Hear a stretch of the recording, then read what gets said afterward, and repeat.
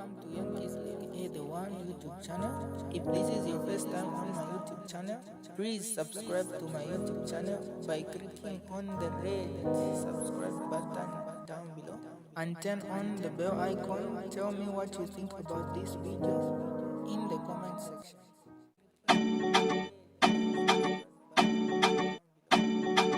Nixon Chelangwa on top, who was jailed under the UPND. Ronald Chitotela is jailed. We have Bowman Lusambo jailed. We've got Kambwiri Chishimba jailed. We've got Munia Zulu jailed. We've got Maureen Mawonga jailed. And of course, as we speak now, she's out on bail. There is Pastor Duncan Simchimba, a pastor as well from Kitwe, jailed. There is Mumbi Piri, who was at some point jailed and released on a no prosequi. JJ Banda is in exile as we speak.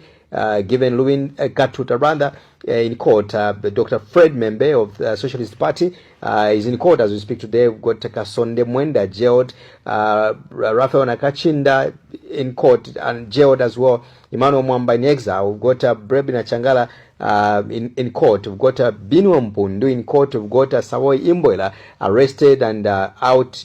Esther Lungu in court. Tasila Lungu in court. Daliso Lungu in court. Chieso Lungu in court. Edith Nawakwi arrested and the late, may her soul rest in peace. Edgar Chagwa Lungu, of course, the late, may his soul rest in peace as well. We've got Chanda Chisanga, ECO's late ECO's ADC in court. We've got Chris Zumani Zimba, who was jailed at some point, of course, is as we speak today, at least is out. Joe Malanji jailed, Fredson Yamba jailed, Kingsley Chanda is in court, Celestine Mukandila arrested and out as we speak today. We've got Jen Chisenga arrested. We've got Andy Luki. These are the young people now. Andy Luki in court. We've got Thompson Perry arrested.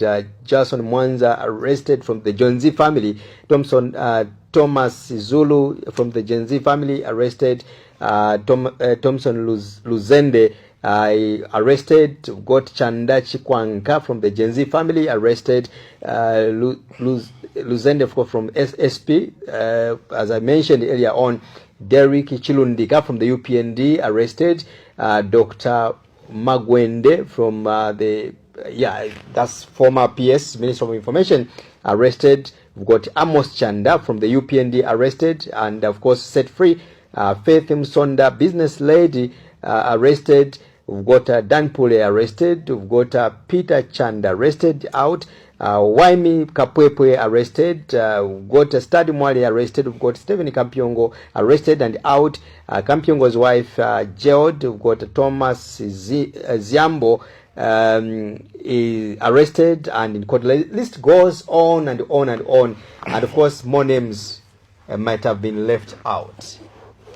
Look, this is the rule of law. Which do you describe this as a rule of law, as President Akende Shema mentioned?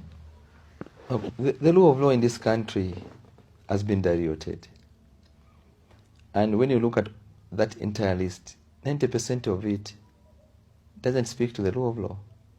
Most of those people who have been convinced, so not convinced, but who have been convicted, would not be in jail today if there was a rule of law.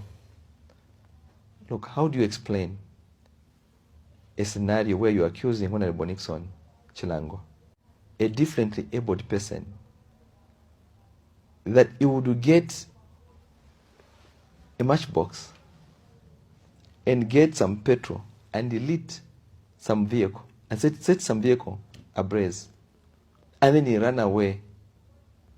He outruns the people who are able-bodied. Look, if you convicted Honorable Nixon Chilango, people will give you a benefit of doubt. You convict Honorable Chitotela, that the entire cabinet minister was at a scene to set ablaze a motor vehicle. Maybe if you convicted Honorable Chitotela on the charge of corruption, perhaps the Zambian people are going to give you a benefit of doubt. The list is endless. Yeah. The list is endless. Look at some of these Chimba Kambwili and his statement. look at what our colleagues in the UPND members have been able to say against, and then you pitch that was their statement against Chimbakamburi's statement. Look at those young UPND young people in Northwestern who were able to insult our late former president. What action has been done? Nothing. So when we say there's a segmented way which has been adopted by our colleagues in the UPND in terms of the governance system, these are the pointers. But you see, money, power, and influence has got an expiry date. Next year, all of us, we will parade ourselves before the Zambian people, seeking for a job from the Zambian people. For now, we are all powerful human beings. As politicians, sometimes we forget that the people with real power are the Zambian people. Political office, we owe it to the Zambian people.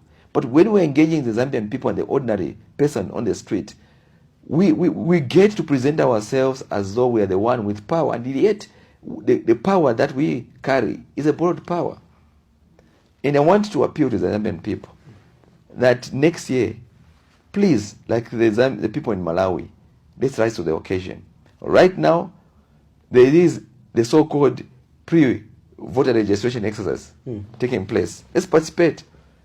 When we are done with the pre, we come to the actual registration of the voters. Let's participate, because that's the only weapon we have. That's the only tool we have in our hands to communicate our dissent on many other governance issues. And we only have the next couple of days. I know for now you are lost as to who to vote for.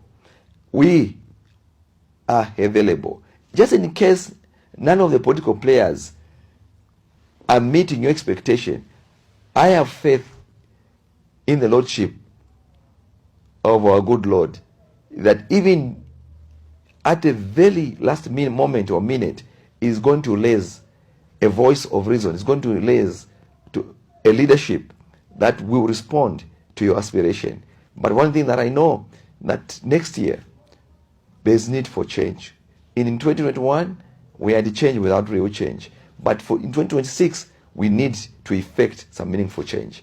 That will carry every Zambian along.